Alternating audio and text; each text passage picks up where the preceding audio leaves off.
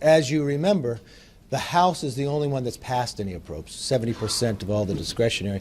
The Senate has not. I think it's productive if we keep the House open while we finish our work. And so what I've directed the members is they were supposed to be out next week. They won't. We're back here finishing our work, and we'll finish through all 12 appropriation bills. So what's your timeline on this now at this point? Obviously the government shuts down tomorrow night at midnight. Is that just baked in the cake at this point? No, I don't think so. I don't think so at all. I think we can still move. With election season coming up, many lawmakers are taking action. The Democratic lawmakers are proposing new expanded benefits that are for households that are experiencing financial struggles. In select states, most homeowners and renters will be able to qualify for bonus checks.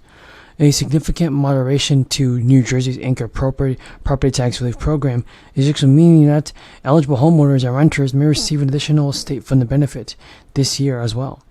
In the election year announcement by Governor Phil Murphy and top Democratic legislative leaders, it was revealed that anchor benefits will automatically be distributed to numerous eligible recipients. The initiative ensures that eligible homeowners will receive a minimum of $3,000 in total benefits, and simultaneously, applications for anchor benefits are being sent this month to those who are not even automatically enrolled. For this group, benefits will be dispersed on a rolling basis within 90 days of application submission, with a deadline for filing anchor applications set for December. The anchor program replaced the long-standing homestead relief program this year, offering state-funded benefits to both homeowners and tenants. Even tenants burdened by property taxes and directly through rent have actually received benefits totaling $450. As part of the new state program, Governor Murphy and Democratic bills have actually agreed to extend enhanced anchor benefits for senior homeowners and renters. Homeowners ages 65 and older with annual incomes of up to $150,000 can now receive benefits totaling $1,700. And actually, renters ages 65 and older making up to $150,000 can now receive even more than that, while all other eligible renters are entitled to a $450 benefit. Unlike the previous year, the current base year for Anchor is 2020, and individuals who received benefits in the past will have their applications filed by the state. Confirmation letters for automatic enrollment are being distributed. However, according to experts, these need to be making changes. After their latest round of negotiations, top Democrats have actually unveiled a new $1 billion tax package. It's expected to breeze through the House and Senate to the governor's office of Massachusetts to actually be sent about by the end of the week. Now, for seniors, the plan in Massachusetts is to lower income residents ages 65 and older to get a $1,200 credit on their taxes. The bill doubles that credit to $2,400. The bill would increase Massachusetts' earned income tax credit for the low income from 40 to 30%. And a government shutdown does appear imminent, but prompting federal agencies, including the IRS, to take preparatory measures. The Washington Post reported today that the federal workers were being notified of a government shutdown. Now, significant differences are evident in new IRS plans compared to the archive wealth page of the last fiscal year. The plan indicates that most core tax administration functions will cease, leading to furloughs for approximately 2/3 of IRS employees. Hello everyone, welcome back to my YouTube channel. Here's your fourth stimulus check update and daily news report. In this video, I'll be bringing you up to date on the latest stimulus news and information, including what may happen if Biden's massive infrastructure bill is not passed soon. Everybody, I just hope our politicians in Congress pass a fourth stimulus bill. Our politicians have got to help out the good American people in this country. And if you folks agree with my message, then let's get this video to 1,000 likes. Well, we had a good hour-and-a-half meeting with the president, the vice president, and two Democratic leaders. Almost all of the discussion was about infrastructure, and I think I'm safe in saying there is certainly a bipartisan desire to get an outcome.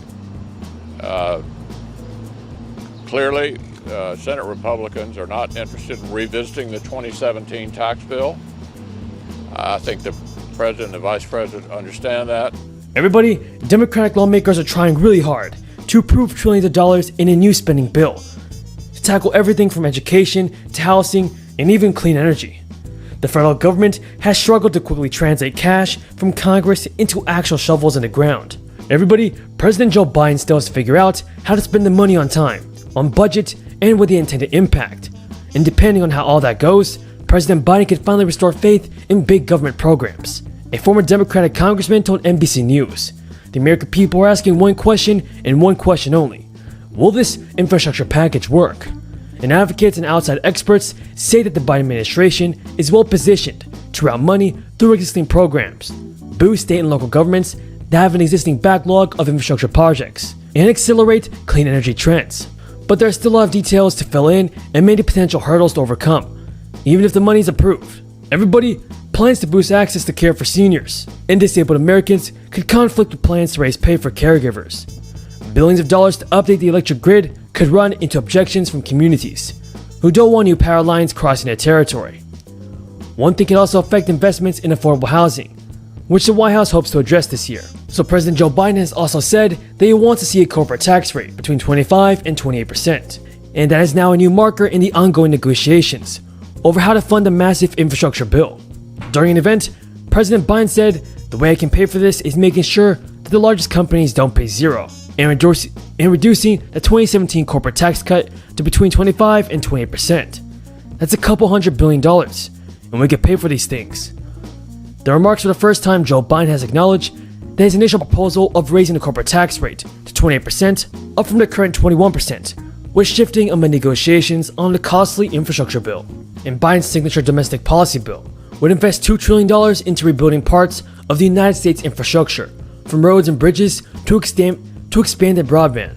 Lawmakers must definitely pass another relief package, and it must increase the Social Security benefits by $200 a month.